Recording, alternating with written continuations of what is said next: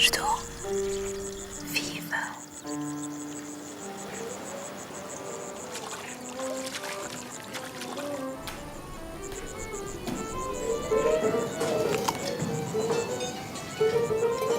Na vila, as crianças não conhecem a morte.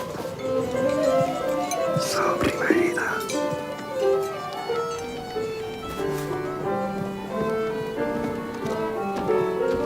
Na segunda, espero renascer como o peixe eterno.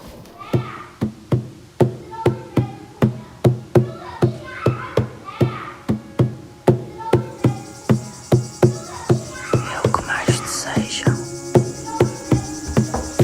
A juventude eterna.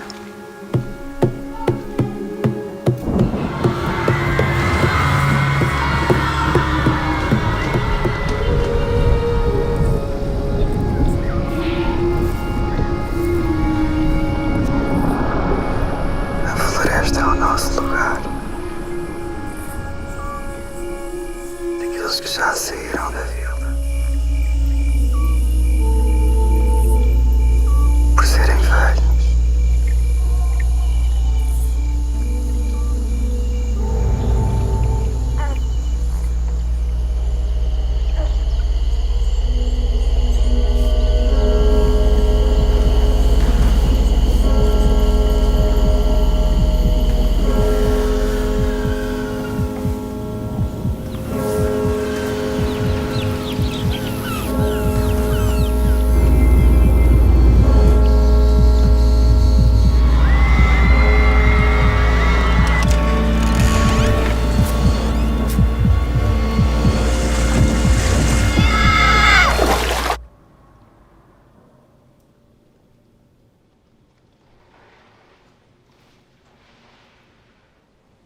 Sangue novo.